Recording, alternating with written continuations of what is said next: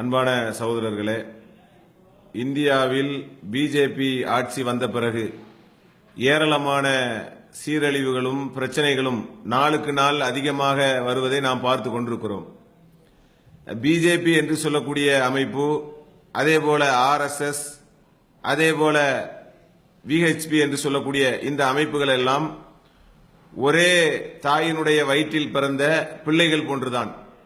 இவர்களுடைய செயல் திட்டம், இவர்களுடைய கொள்கைகள் என்னவாக இருக்குதுன்னு சொன்னா, இந்த நாட்டை எப்படியாவது துண்டாக்க வேண்டும், சீர்குலைக்க வேண்டும், இந்த நாட்டினுடைய ஒற்றுமையை கெடுக்க வேண்டும் என்ற அடிப்படையில் தான் இவர்களுடைய ஒவ்வொரு செயல் திட்டங்களும், அவர்களுடைய சொல்களும் செயல்களும் இருக்கிறத நம்ம பார்க்கிறோம்.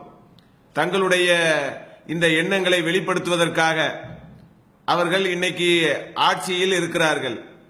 அதேபோல இவர்களுடைய எண்ணங்களை வெளிப்படுத்துவதற்காக அரசியல் பிரிவாகவும், அதேபோல மாணவர்கள் பிரிவாகவும், இது மாதிரி நிறைய பிரிவுகளாக இருந்து கொண்டு ஏராளமான இடைஞ்சல்கள், தொல்லைகள் கொடுக்கறத நம்ம பார்க்கிறோம். இப்போ இந்த மாணவர்கள் பிரிவாக இருக்கக்கூடிய, இவர்களுடைய மாணவர்களுடைய பிரிவாக இருக்கக்கூடிய ABVP என்று சொல்லக்கூடிய ஒரு அமைப்பு, இந்த அமைப்பு என்ன, இவர்களுடைய மாணவர்களுடைய பிரதிநிதிகளாக இவர்கள் இருந்து கொண்டு இங்கு எப்படி ஆட்சி செய்து பிரச்சனைகளை ஏற்படுத்துகிறார்களோ, கலவரத்தை ஏற்படுத்துகிறார்களோ, கலவரத்தை தூண்ட எண்ணுகிறார்களோ, நல்லாட்சி தருகிறோம் என்று சொல்லிக்கொண்டு தவறான ஆட்சிகளை செய்து கொண்டு நல்லது போல் ஒரு மாய தோற்றத்தை ஏற்படுத்துகிறார்களோ, அதே மாதிரி இதனுடைய எல்லா விஷயங்களையும் செய்யக்கூடிய அமைப்புகளாக இந்த மாணவர் அமைப்பு இருக்கிறத நம்ம பார்க்கிறோம். இப்போ சமீபத்தில் டெல்லியில் நடந்திருக்கக்கூடிய ஒரு சம்பவம், ஜவஹர்லால் நேரு என்று சொல்லக்கூடிய பல்கலைக்கழகத்தில் அங்கு என்ன செய்யறாங்க, இந்த அமைப்பு இருக்கிறது, ABVP என்று சொல்லக்கூடிய இந்த அமைப்பு இருக்கிறது. இந்த அமைப்பு விஹெச்பியினுடைய ஒரு மாணவர் அமைப்பு தான். இந்த அமைப்பு என்ன செய்யுதுன்னு சொன்னா, அங்க ஏற்கனவே தேர்தலில் தோல்வி அடைந்து விட்டார்கள். 2016 அங்க இருக்கக்கூடிய மாணவர்களுக்கான தேர்தலில் தோல்வி அடைந்து விட்டார்கள். அப்ப இந்த தோல்வியை சரி செய்யறதுக்காக ஏராளமான பிரச்சனைகளை மாணவர்களுக்கிடையே இவர்கள் ஏற்படுத்தி வர்றதை நம்ம பார்க்கிறோம். அந்த பிரச்சனையினுடைய ஒரு விளைவாகத்தான் நஜீப் அகமது என்று சொல்லக்கூடிய ஒரு மாணவரை தாக்கி அடித்து அவரை இன்னைக்கு காணாமல் ஆக்கிவிட்டார்கள். சென்ற சனிக்கிழமை காணாமல் சென்றவர், இதுவரைக்கும் ஆளை காணோம். அப்ப இந்த அளவுக்கு மாணவர்களாக இருக்கக்கூடியவர்கள், பள்ளியில் படிக்கக்கூடியவர்கள், பாடங்களை கற்றுக்கொள்வதற்காக தேர்வு செய்யப்பட்ட ஒரு பல்கலைக்கழகத்தில் படிக்கக்கூடியவர்கள், அந்த படிக்கக்கூடிய இடத்தில் இருக்கக்கூடியவர்களுக்கு இந்த ABVP என்று சொல்லக்கூடிய இந்த அமைப்பின் மூலமாக விஸ்வ ஹிந்து பரிஷத் என்று சொல்லக்கூடிய இவர்கள், RSS இது போன்ற அமைப்புகள், பிஜேபி இவர்களுடைய இந்த அமைப்பினுடைய சித்தாந்தங்கள், கொள்கைகளை எல்லாம் மாணவர்களுக்கு திணித்து, யார் இந்த மாணவர்கள் புரட்சிகரமாக கருத்துக்களை சொல்லுகிறார்களோ, ஒற்றுமையை விரும்புகிறார்களோ, அவர்களிடத்திலே ஒரு தாக்குதலை ஏற்படுத்தக்கூடிய அளவுக்கு இந்த மாணவர் அமைப்பையும் இவர்கள் ஏற்படுத்தி வைத்திருக்கிறார்கள். அப்ப சனிக்கிழமை காணாமல் சென்ற இந்த நஜீப் அகமது என்று சொல்லக்கூடியவர் இன்னைக்கு வரைக்கும் கண்டுபிடிக்கப்பட்டாரான்னு கேட்டா இல்ல. இதற்கு எதிராக JNU என்று சொல்லக்கூடிய மாணவர் அமைப்பு போராடுகிறார்கள். அதே மாதிரி நடுநிலையாளர்கள் எதிர்த்து குரல் கொடுத்திருக்கிறார்கள். ஆனா இந்த மாதிரி ஒரு பள்ளியில் படிக்கக்கூடிய மாணவர்களே இது மாதிரி விஷமத்தனத்தை ஒரு இஸ்லாமிய மாணவர் மீது செலுத்திய இந்த விஹெச்பியினுடைய பிரதிநிதியாக இருக்கக்கூடிய ABVP என்று சொல்லக்கூடிய அமைப்பினரால் இன்னைக்கு காணாமல் சென்ற இந்த நஜீப் அகமது என்று சொல்லக்கூடிய மாணவன் குறித்து இன்னைக்கு மீடியாக்கள் ஏதாவது பேசுறாங்களா, எதிர்த்து கருத்து சொல்றாங்களா, வாத பிரதிவாதங்களை நடத்துகிறாங்களா? இல்ல. இதெல்லாம் செய்ய காணும் மீடியாக்கள், இதெல்லாம் வரமாட்டுகிறது.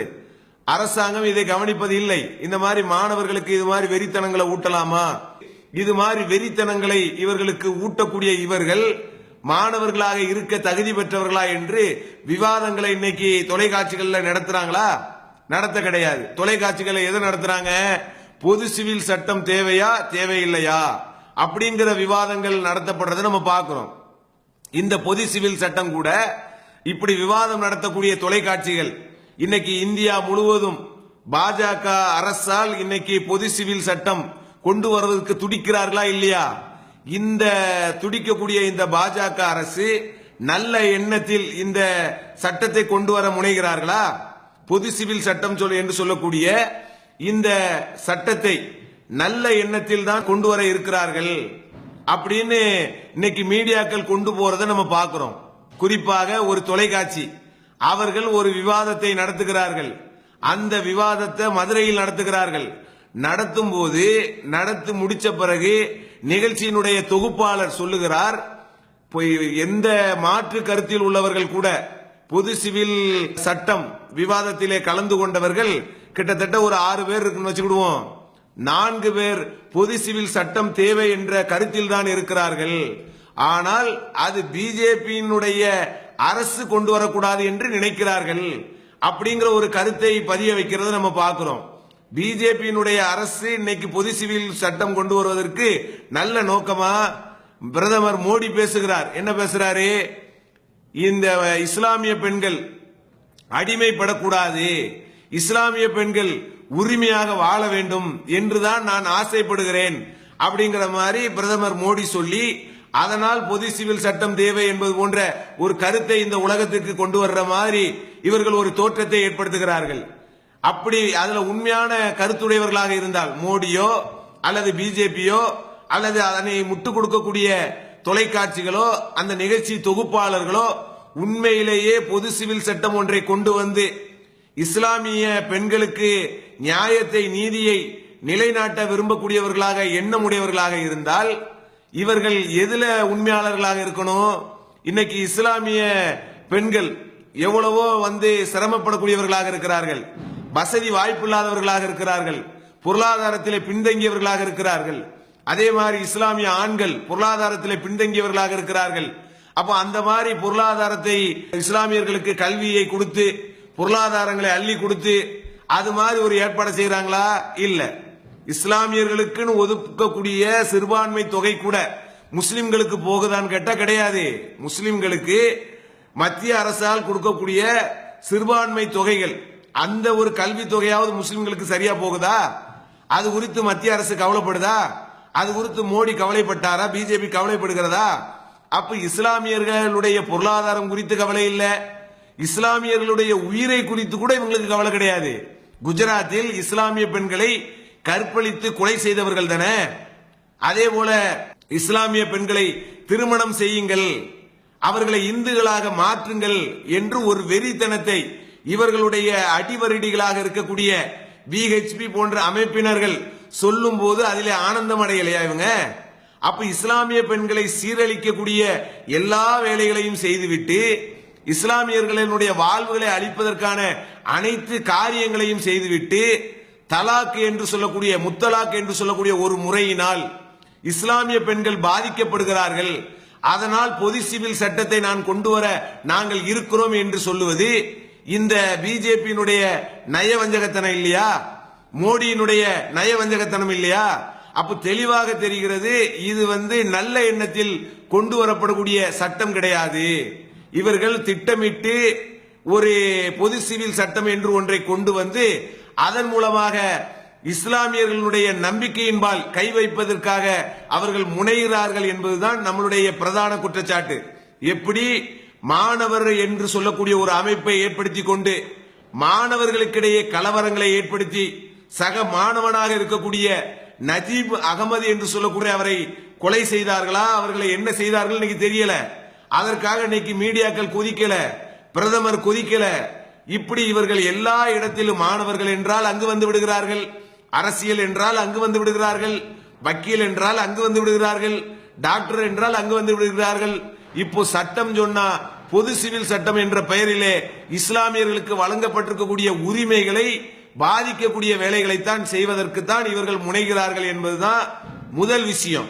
இரண்டாவது என்னன்னா, நடுநிலையான இந்துக்கள் அதே போல பத்திரிகையாளர்கள் செய்தியாளர்கள் இவங்களுக்கெல்லாம் நாங்க ஒரு செய்தியை சொல்லிக்கிடுறோம், நடுநிலையான ஒரு மக்களுக்கு செய்தியை சொல்லிக்கிடுறோம். தலாக் தலாக் என்று சொல்லி ஒரே நேரத்தில் தலாக் சொல்லுவது என்பது ஏற்புடையது அல்ல. இஸ்லாமிய முறைப்படி தலாக் என்று சொல்லக்கூடிய அந்த முறை 3 மாத கால அவகாசம் கொடுத்து அப்படி முறையாக செய்யக்கூடிய ஒரு முறைதான் தலாக் என்பது. ஒரே முறை தலாக் தலாக் என்று சொல்லக்கூடிய முத்தலாக்கை இஸ்லாம் சொல்லவில்லை. இஸ்லாமியர்கள் என்ற பெயரில் சிலர் அதை செய்கிறார்கள் என்று இருந்தால் அதை என்ன செய்யணும்? நல்லவன் என்ன செய்யணும்? பொது சிவில் சட்டம் என்று ஒரு சட்டத்தை கொண்டு வந்து அதன் மூலமா இதை சீர்திருத்தத்துக்கு முனையணுமா? யார் அதை செய்கிறார்களோ அவர்கள்ட்ட அந்த ஆப்ஷனை கொடுத்துட வேண்டியதானே.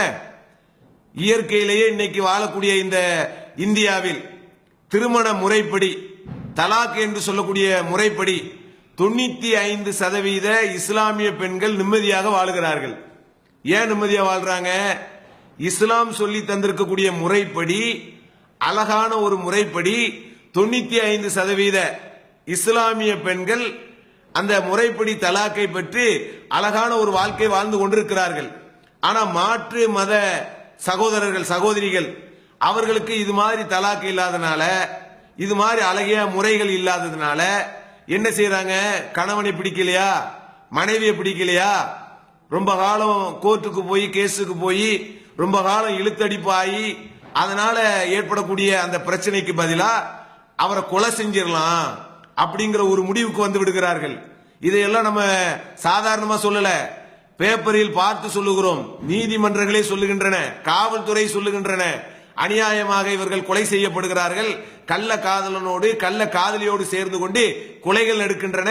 காரணம் என்னன்னு சொன்னா விவகாரத்து முறை என்பது சரியாக இன்னைக்கு கிடையாது என்று சொல்லுகிறார்கள்.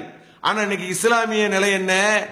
இன்னைக்கு இஸ்லாம் சொல்லி இருக்கக்கூடிய தலாக் முறைப்படி 95% இஸ்லாமியர்கள், இன்னும் சொல்ல போறதா இருந்தா 98% கூட சொல்லலாம், 98% இஸ்லாமியர்கள் அந்த முறைப்படி அழகான முறையிலே தங்களுடைய வாழ்க்கையில் பிடித்திருந்தாலோ பிடிக்கவில்லை என்று சொன்னாலோ விவகாரத்து முறையை பெற்றுக் கொள்ளுகிறார்கள்.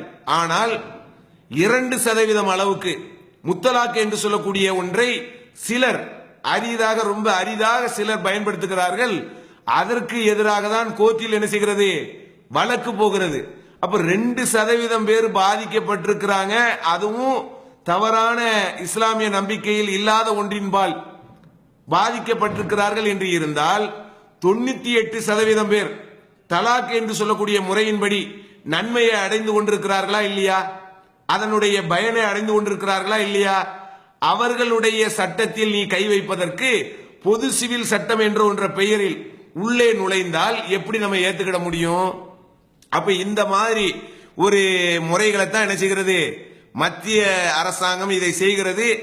பிஜேபியினுடைய இந்த மத்திய அரசாங்கத்தை கண்டித்து மிக பெரிய அளவிலே தமிழகத்தில் திருச்சி மாநகரில் வருகின்ற 6ஆம் தேதி மிக பெரிய அளவில் லட்சக்கணக்கான பெண்களே திரண்டு பேரணியும் பொதுக்கூட்டமும் நடக்க இருக்கிறது. இவர்களுடைய முகத்திரைகளை கிழிக்கக்கூடிய ஒரு பேரணியாகவும் பொதுக்கூட்டமாகவும் அது இருக்கும். அல்லாஹ் நமக்கு வெற்றியை தரக்கூடியவன். அல்லாஹ் இந்த உலக வாழ்க்கையில் நமக்கு வெற்றியின்பால் நம்மை பயணிக்கக்கூடிய வழிகளை செய்வான் என கூறி என்னுடைய உரையை நிறைவு செய்கிறேன். அல்ஹம்துலில்லாஹி ரபில் ஆலமீன். அஸ்ஸலாமு அலைக்கும்.